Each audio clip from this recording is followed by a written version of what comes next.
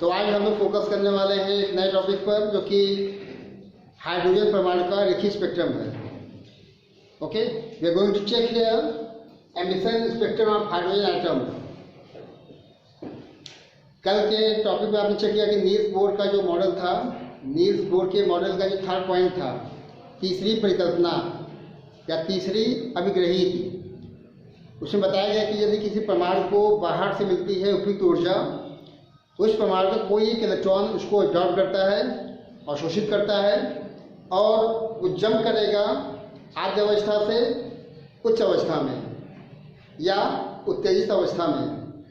Okay, कम ऊर्जा स्तर से उच्च ऊर्जा स्तर में प्रवेश कर जाता है, ठीक है ना। और ये है उसके ठहराव का समय, ठीक है। और इस समय के पश्चात, इस अंतराल के पश्चात वो इलेक्ट्रॉन उस कक्षा को छोड़कर पुरानी अपनी कक्षा में लौटता है, ठीक है ना।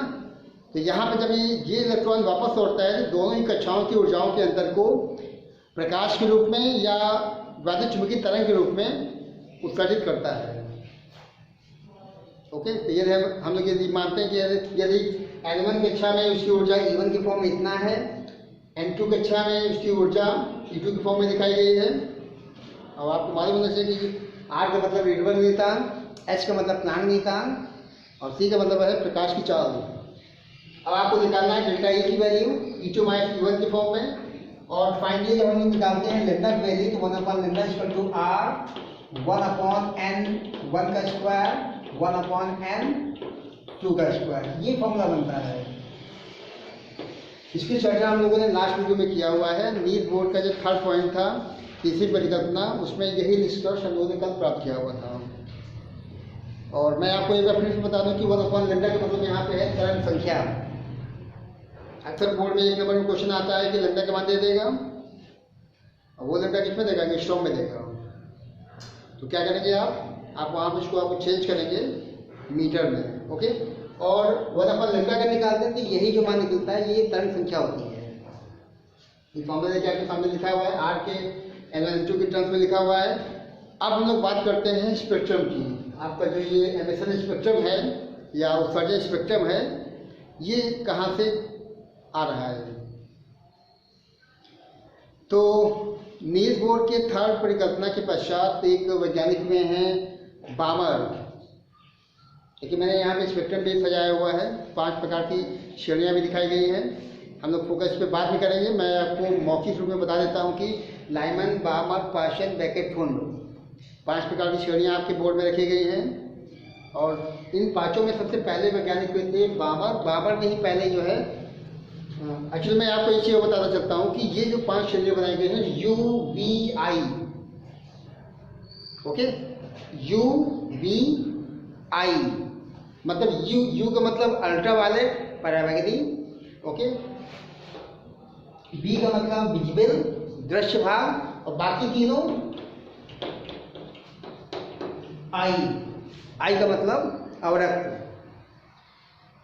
और आप जानते हैं कि आपका जो प्रकाश होता है जो आप देखते हैं वो दृश्य भाग होता है। स्पेक्ट्रम जो आपने पढ़ा हुआ है उसमें लाइमन, उसमें gamma, X, U, V, I, M, R देखा हुआ है, ठीक है ना। तो इसमें देखिए UVI मैंने यहाँ लिखा हुआ है। इसका सीधा मतलब है कि जो लाइमन श्रेणी होगी वो अल्ट्रा वायलेट या पराबैंगनी भाग में मिलेगी, बामर श्रेणी जो है दृश्य भाग में प्राप्त होती है, और बाकी तीनों अवरक्त। ये भी क्वेश्चन बोर्ड में आता है। अभी जो मैंने आपको ये जानकारी दिया हुआ है कि लाइमन श्रेणी अल्ट्रा में, बामर श्रेणी विजिबल या दृश्य भाग में, बाकी तीनों अवरक्त भाग में पाया जाता है। इस पर भी क्वेश्चन बहुविकल्पी के फॉर्म में या 1 नंबर में अतिलघु की फॉर्म में आता है। अब आपको ये चेक करना है कि चूंकि बामर श्रेणी दृश्य भाग में है, और दृश्य भाग हम लोग देख सकते हैं, जो प्रकाश धरती तक आता है अर्थ तक, वो दृश्य भाग होता है। और दृश्य भाग में पाए जाने वाले बामर श्रेणी की जो परिकल्पना थी, बामर श्रेणी का जो विशेष अध्ययन किया गया था, वो बामर वैज्ञानिक ने किया था। 1885 ऐसा कुछ सन है ना। तो इस श्रेणी का अध्ययन बामर ने किया था। और बामर श्रेणी एक्चुअली ये स्पेशल सीरीज है, क्योंकि यहीं पे आपको अभी आगे चल के मैं बताऊंगा कि इसमें H alpha, H beta, H gamma, H delta तक की और लाइन्स बनती हैं, ठीक है ना। और वामन श्रेणी के पश्चात चूंकि ये अल्ट्रा वायलेट है, आपको दिखाई नहीं पड़ेगा, और ये अदृश्य भाग होता है। इंफ्रारेड भी और एक अदृश्य भाग होता है। तो इनका अध्ययन बाद में किया गया था। पहले वामन श्रेणी बनी, उसके पश्चात लाइमन, पाशन, ब्रैकेट और फुंड, इनकी खोज की गई थी। लेकिन हम लोग एक एक लेके चलेंगे, है ना। हम लोग पहले शुरुआत करते हैं लाइमन श्रेणी की। We are going to check here Lyman series, ठीक है। तो देखिए आपके सामने पहले परिभाषा लिखी गई है। अब बोर्ड में जो 5 नंबर क्वेश्चन बनेगा, आपको 5 श्रेणी के बारे में पूछा जाएगा। शुरुआत की 2 या 3 श्रेणी, लाइमन, बामर, बहुत ज़्यादा पाषाण। लेकिन अक्सर मैं देखता हूँ कि लाइमन बामर तक ही सीमित रहता है। लाइमन बामर के विषय में आपको ये चित्र बनाना पड़ेगा, इसका स्पेक्ट्रम के फॉर्म में, और इसकी थ्योरी कैसे लिखनी मैं आपको बताऊंगा। तो चेक करते हैं। पहला टॉपिक ये है लाइमन श्रेणी। तो लाइमन श्रेणी की परिभाषा के पहले आपको देख लेना है। और जैसा कि आप इस स्पेक्ट्रम में देख पाते हैं कि तमाम पार्ट बनाए गए हैं, तमाम श्रेणियाँ बनाई गई हैं, है ना। और n=1 ये सबसे नीचा स्तर है, सबसे निम्न स्तर है। इनफाइनाइट देखिए दिखाया गया है, मतलब बहुत दूर पर जो लाइन होगी। उसके बाद देखिए 2, 3, 4, 5, 6, 7 इस प्रकार से बना दिया गया है, ठीक है। तो लाइमन श्रेणी का सीधा मतलब है कि जो आपका स्पेक्ट्रम होगा उसमें इनफाइनाइट से गिरेगा कहाँ पर, 1 पर। देखिए परिभाषा चेक कर लें। जब हाइड्रोजन परमाणु में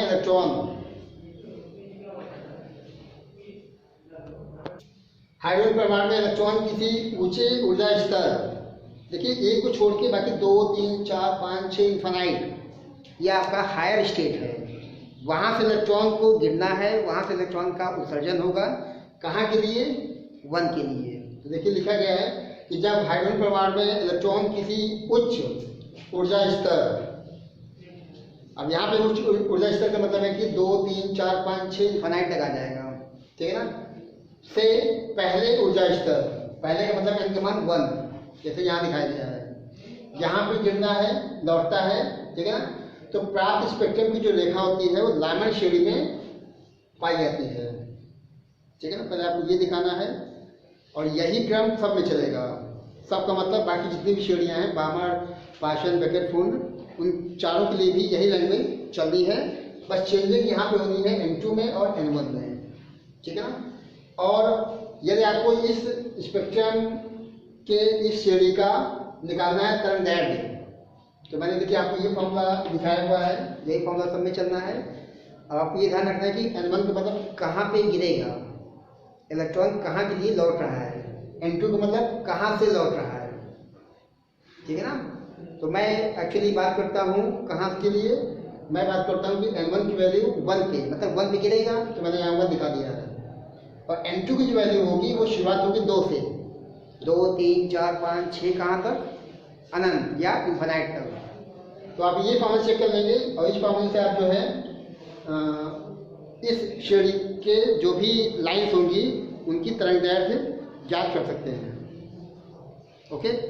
और मैंने आपको पहले बता दिया कि ये जो श्रेणी होती है वो वैद्युतचुंबकीय स्पेक्ट्रम के पराबैंगनी या अल्ट्रा वायलेट रीजन में पाई जाती है, ठीक है। अब हम लोग बात करते हैं कुछ न्यूमेरिकल्स की, मतलब इसमें न्यूमेरिकल या आंकिक प्रश्न कैसे बनने वाले होंगे। अब देखिए, अगर कहता है कि लाइमन श्रेणी की पहली, ऐसे क्वेश्चन बोर्ड में आएगा कि लाइमन श्रेणी की प्रथम या द्वितीय या तृतीय, मैं बात करता हूँ पहले प्रथम की, लाइमन श्रेणी की प्रथम रेखा की तरंग दैर्घ्य निकालो, है ना। लाइमन श्रेणी की प्रथम लाइन की तरंग दैर्घ्य, मतलब प्रथम का मतलब क्या हुआ कि 2 से कहाँ गिरेगा, 1 पर। तो हम लोग लिखेंगे 1/λ/r 1/1 का स्क्वायर, इसको बदलना नहीं है। प्रथम कहेगा तो 2 से 1 पे आएगा। लाइमन श्रेणी का द्वितीय रेखा कहेगा तो 3 से 1 में गिराना है, ये नहीं बदलना है आपको। गिरेगा कहाँ, गिरेगा फाइनली 1 पर। अब कहाँ से गिरेगा वो आपको चेक कर लेना है। तो मैं बात करता हूँ प्रथम लाइन की, तो 1/2 का स्क्वायर, ठीक। ये हो जाएगा r 1 - 1/4 एंड 3/4 r, ये बना।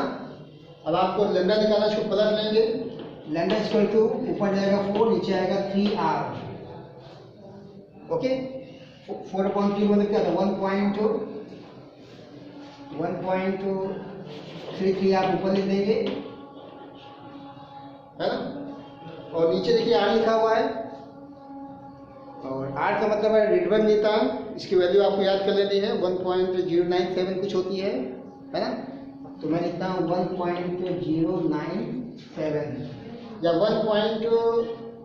आप 1 भी दिखा दें कोई दिक्कत नहीं है, और गुणे 10 की पावर कितना 7। ये है रिडबर्ग नियतांक की वैल्यू। इसको जब आप हल करते हैं, भाग करते हैं, तो ये लगभग निकलता है 1.216 10 की पावर -7। ओके, यहाँ पे हम 1000 से गुणा करेंगे, 1000 से भाग करेंगे, ये था मीटर में। उसको हल करने पे ये निकलता है 1216। तो ये मैंने आपको इशारा कर दिया कि जो न्यूमेरिकल पोर्शन होगा वो ऐसे पूछा जाएगा, है ना। इस प्रकार से लाइमन श्रेणी के लिए जो लैम्डा मैक्स का मान होगा वो 1216 एंगस्ट्रॉम होगा, और लाइमन श्रेणी के लिए लैम्डा मिनिमम की जो वैल्यू होगी वो 912 होगी। और मिनिमम का मतलब क्या हो जाएगा, इन्फिनाइट से 2 से 1 भी गिरेगा तो लैम्डा मैक्स बनाएगा, जो मैंने निकाल दिया है। और यदि लैम्डा मिनिमम आपको निकालना है तो इन्फिनाइट से 1 पे, और वो 912 एंगस्ट्रॉम के आसपास निकलता है। ठीक है, तो देखिए नंबर 2 पे है बामर श्रेणी, बामर सीरीज। जैसे आपने लाइमन श्रेणी को डिफाइन किया वैसे आपको बामर को भी डिफाइन कर लेना है। और जब हाइड्रोजन परमाणु में इलेक्ट्रॉन किसी उच्च स्तर से, मतलब n2 का मान 3, 4, 5, 6 कहाँ तक इन्फिनाइट हो जाएगा, और कहाँ भी गिरना है दूसरे ऊर्जा स्तर, मतलब n का मान 2 हो जाएगा। कौन सा, n1 का मान 2, ठीक है ना।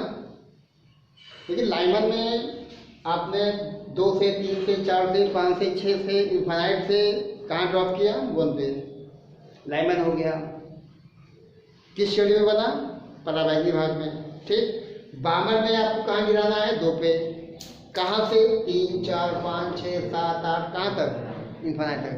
तो देखिए वही चीज लिखा गया है कि हाइड्रोजन परमाणु में इलेक्ट्रॉन किसी उच्च ऊर्जा स्तर, मतलब n2 को माने कि 2, 3, 4, 5, 6 दिखाया गया है, किसी दूसरे ऊर्जा स्तर मतलब n1 का मान 2 दिखाया गया है, में लौटता है, तो प्राप्त स्पेक्ट्रम की रेखा बामर श्रेणी में प्राप्त होती है। ठीक है ना।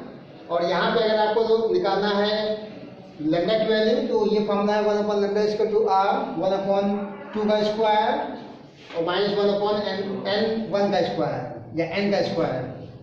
ठीक है ना। अब यहाँ जो n की वैल्यू होगी वो कितनी होगी, वो 2 नहीं बल्कि 3 होना चाहिए। 3 से गिरेगा ना, 3 से 2 पे, 4 से 2 पे, ऐसे। तो 3, 4, 5, 6 आपको इन्फिनाइट हो जाएगा। और इसके अलावा ये जो श्रेणी होता है वो आपके वायुचुंबकीय स्पेक्ट्रम के दृश्य भाग या विजिबल रीजन में प्राप्त होता है। इसमें भी क्वेश्चन लगते हैं कि ये जो श्रेणी है किस भाग में बनेगी, तो आपको बताना है कि ये जो श्रेणी है वो दृश्य भाग में प्राप्त होती है। तो देखिए यदि हमें अब निकालना है बामर श्रेणी की प्रथम रेखा की तरंगदैर्घ्य। बामर श्रेणी ये दिखाई गई है, प्रथम रेखा हो जाएगी 3 से कहाँ, 2 पर।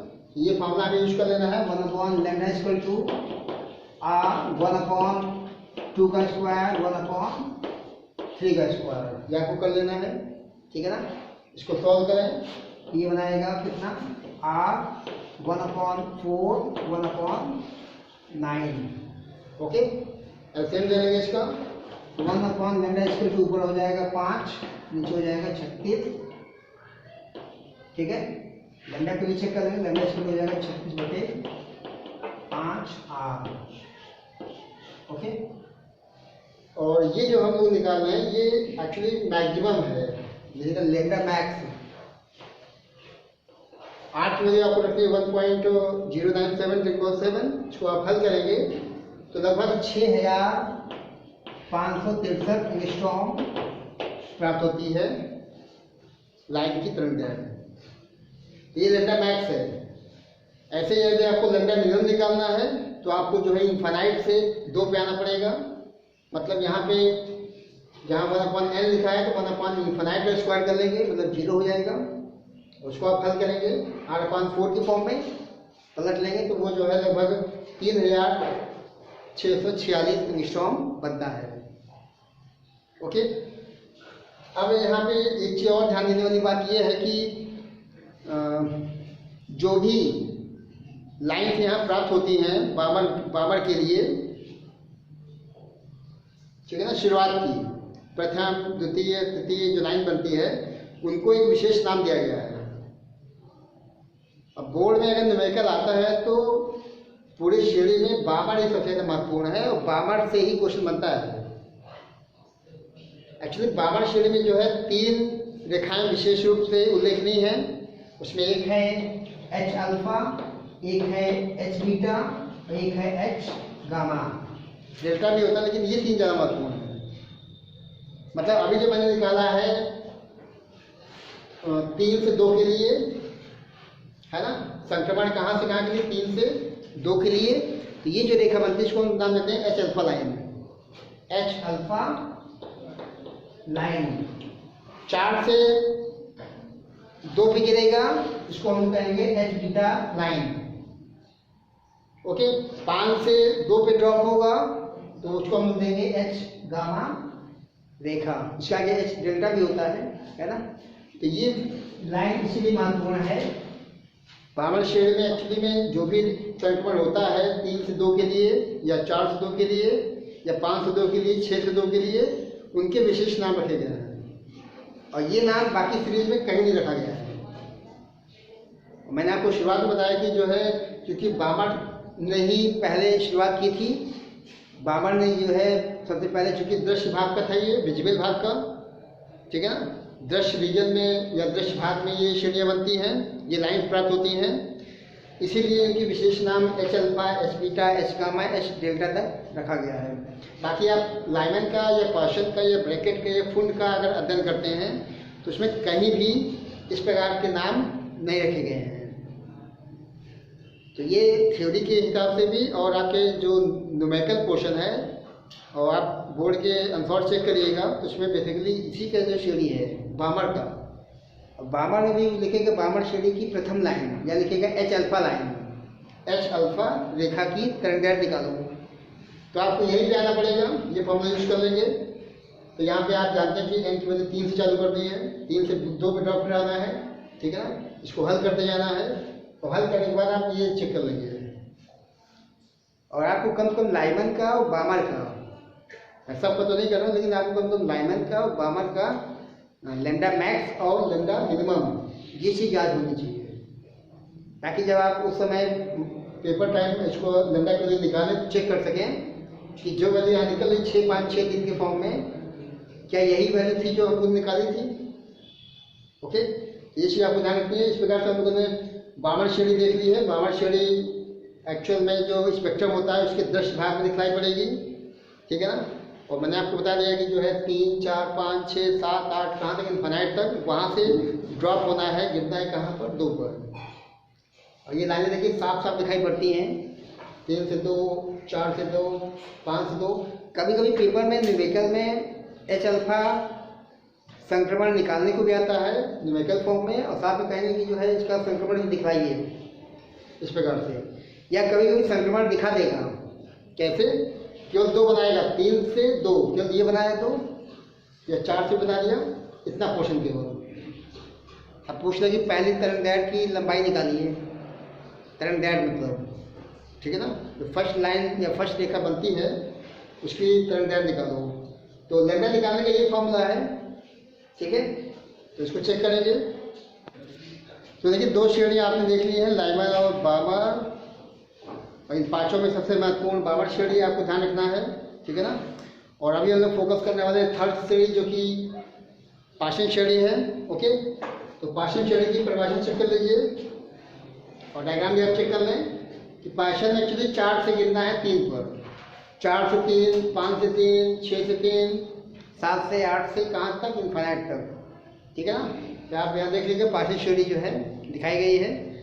तो परिभाषा देख लेते हैं कि जब हाइड्रोजन परमाणु में इलेक्ट्रॉन किसी उच्च ऊर्जा स्तर, और अब जो आपका हायर स्टेट है या उत्तेजित अवस्था है वो 4 से चालू होगा, 4, 5, 6 इस प्रकार से इन्फाइनाइट तक। कहाँ के लिए? तीसरे ऊर्जा स्तर, मतलब N1 का मान 3 दिया हुआ है।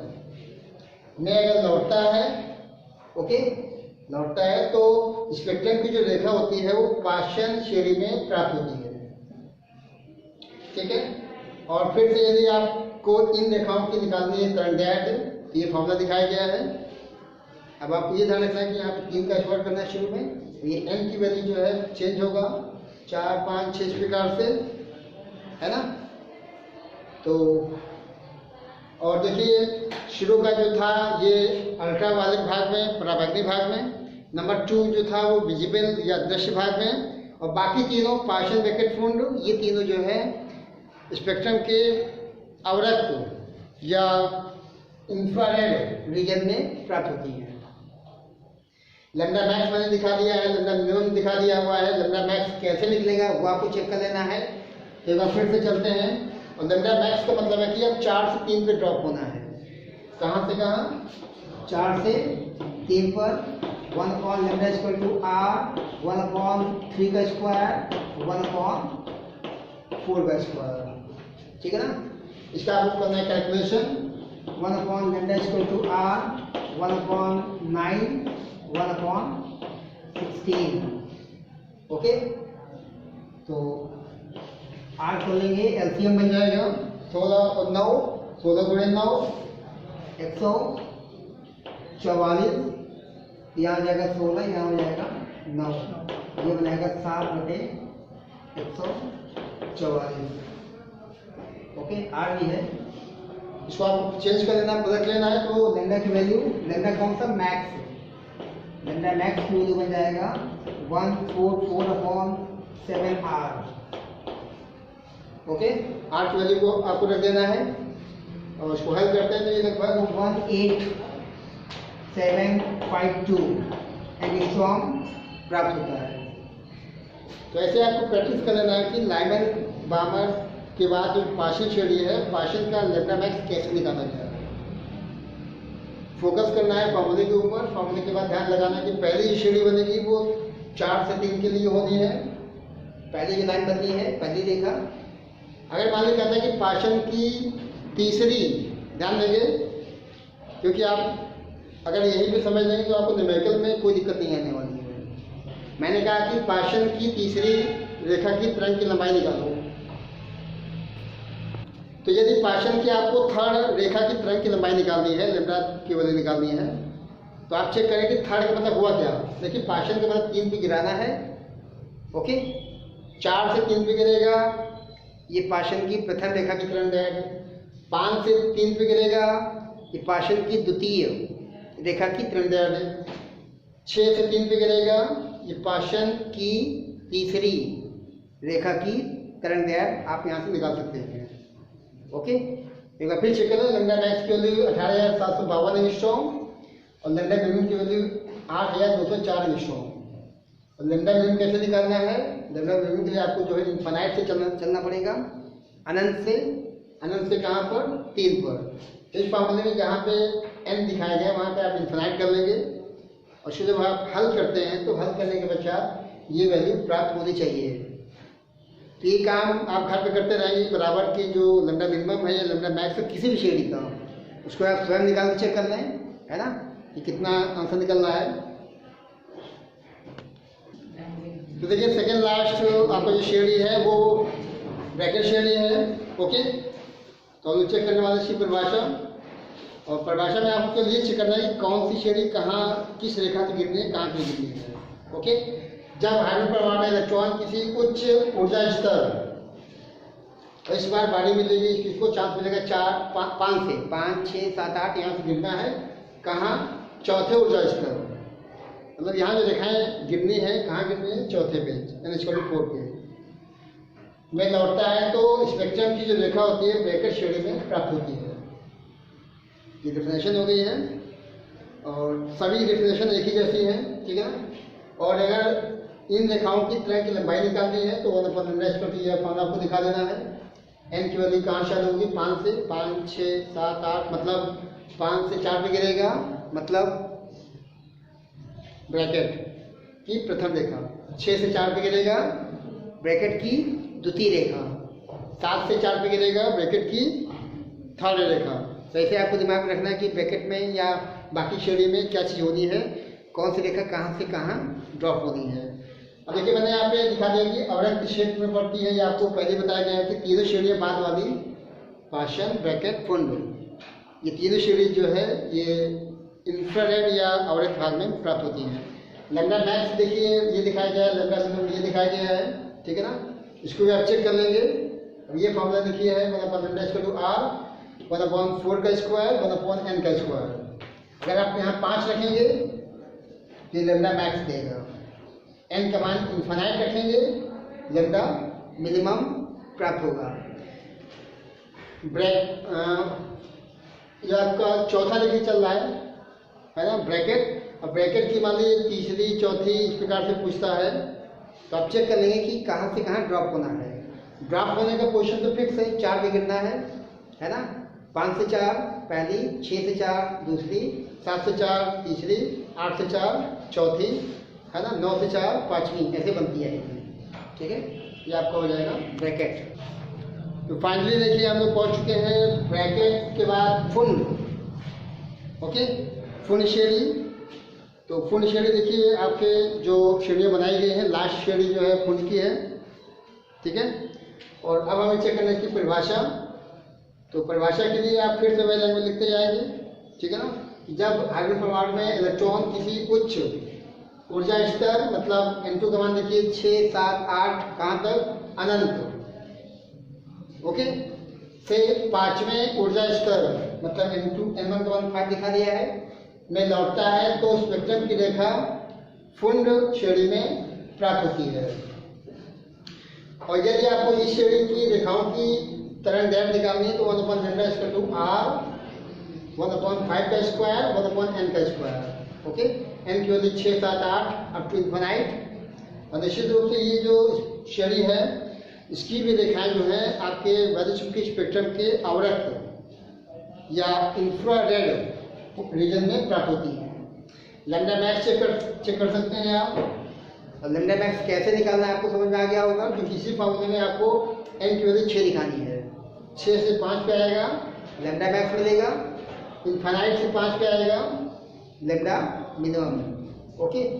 तो देखिए लास्ट में मैंने फुल श्रेणी दिखा दी है, ओके। और फुल श्रेणी में जो है जो उत्सर्जन होता है वो कहाँ से कहाँ, 6 से 5 के लिए, या 7 से 5 के लिए, या 8 से 5 के लिए, 9 से 5 के लिए, इन्फिनाइट से 5 के लिए। अगर ये होता जाएगा तो हम कह सकते हैं कि ये जो श्रेणी है वो फुल श्रेणी है, ठीक है। तो देखिए फाइनली मैंने आपको लैम्डा मैक्स बता दिया 74,584 एंगस्ट्रॉम, और लैम्डा मिनिमम की वैल्यू है 22,789 एंगस्ट्रॉम, है ना। इनको आपको याद नहीं करना है इन बड़ी रेखाओं के लैम्डा की वैल्यूज को, बल्कि इनको आपको ऑन द स्पॉट निकाल के चेक कर लेना होगा। हालांकि बोर्ड का जो पैटर्न कुछ इस प्रकार से है कि शुरुआत की जो श्रेणियाँ बनाई गई हैं लाइमन बामर, उन्हीं पे फोकस किया जाता है। तो आप उनके लिए जो लैम्डा की वैल्यू निकाल के मैंने बताया हुआ है उनको आप निकाल के चेक भी करें, और उनका जो ये स्पेक्ट्रम कैसे बना है वो भी निकाल के देख लें, ठीक है। विद्यार्थी इस प्रकार से नील्स बोर की जो ये आपका जो पॉइंट था उसके बाद जो ये स्पेक्ट्रम बनाया गया है हाइड्रो स्पेक्ट्रम, वो तमाम कमियों को दूर करता है। लेकिन कुछ कमियां अभी भी नील्स बोर के स्पेक्ट्रम में दिखाई पड़ती हैं। भले ही तमाम वैज्ञानिकों के नाम इसमें आते हों, लाइमन के नाम या बामर, पार्शल, ब्रैकेट, फुंड, ये सब वैज्ञानिक हैं, इनके नाम भले ही आते हैं, लेकिन जो इनका श्रेय जाता है वो जाता है नील्स बोर को। क्योंकि नील्स बोर का जो 3 परिकल्पना 3 अभिकृतियाँ बताई गई हैं वो वास्तव में माइलस्टोन साबित हुआ है। तमाम जो समस्याएं उत्पन्न हुई थी भौतिक विज्ञान के क्वांटम थ्योरी के माध्यम से उनको दूर किया गया, ओके। हालांकि नील्स बोर का मॉडल अभी भी परफेक्ट या परिपूर्ण नहीं कर सकते हैं, क्योंकि मैंने भी चर्चा किया है बामर श्रेणी की H अल्फा लाइन, ओके। तो एच अल्फा में भी 5 सूक्ष्म लाइनें बनती हैं, जिनकी जानकारी इस मॉडल के द्वारा या बोर्ड की परिकल्पना के द्वारा नहीं प्राप्त होता है। ओके, और उसके अलावा ये जो रेखाएं बनती हैं, इनकी तीव्रताएं भिन्न भिन्न हैं। किसी रेखा की तीव्रता इंटेंसिटी बहुत ज़्यादा है, किसी की बहुत कम है। उसका कारण भी जो है समझाने में नील्स बोर असफल रहे। ठीक है, और निश्चित रूप से हाइड्रोजन और हाइड्रोजन सदृश जितने भी परमाणु हैं उनका स्पेक्ट्रम तो बनाया जा सकता है, लेकिन जो जटिल परमाणु हैं, जिनके परमाणु भार काफ़ी ज़्यादा हैं, उनके स्पेक्ट्रम अभी तक नहीं बन पाए हैं। या फिर यदि हम नील्स बोर के मॉडल को लेकर चलते हैं तो नील्स बोर के मॉडल के द्वारा जटिल परमाणु के स्पेक्ट्रम प्राप्त नहीं हो पाए हैं। तो ये कुछ कमियां हैं, उन कमियों को सोमरफेल्ड और डी ब्रॉगली तमाम वैज्ञानिकों ने दूर किया हुआ है ना। तो उसको आपको देखना है धीमे धीमे। और मैंने इस प्रकार से देखिए पार्श्व श्रेणियाँ बता दी हैं। तो आपको काम ये है कि जो पार्श्व श्रेणियाँ हैं उनको आपको लगातार बनाना है। कौन सी श्रेणी किस भाग में पाई जाती है, UBI की फॉर्म याद कर लेना है। लाइमन पार्मर पार्शियल ब्रैकेट फुंड का जो क्रम है वो आपको लेके चलना है। लैम्डा मैक्स और लैम्डा मिनिमम प्रत्येक श्रेणी के लिए आपको निकाल के देख लेना है। मिलान करते रहेंगे कि यहाँ जो बताया गया है, जो आप निकाल रहे हैं, दोनों में तालमेल होना चाहिए। R का मतलब रीडेबल नियतांक है, 1.097 लिखा जाता है। 1.097 प्रति मीटर लिखा जाता है, लेकिन इसको आप 1.1 भी लिख सकते हैं। इससे आपकी कैलकुलेशन में आसानी आएगी। ओके, और आप कैलकुलेशन को जो है बहुत तेज़ी से कर सकते हैं। तो आगे फोकस करें, सॉल्व के द्वारा क्वेश्चन को चेक करिए कैसे क्वेश्चन बोर्ड में जो है पिछले 5-10 साल पूछे गए हैं, उन सवालों को लेकर चलिए। थ्योरी पे मैं आपको बता चुका हूँ कि थ्योरी भी आपको जो है लैंग्वेज फार्मूला डायग्राम लेके चलना पड़ेगा। ओके, तो इस प्रकार से thanks to all of you, thanks for watching my video.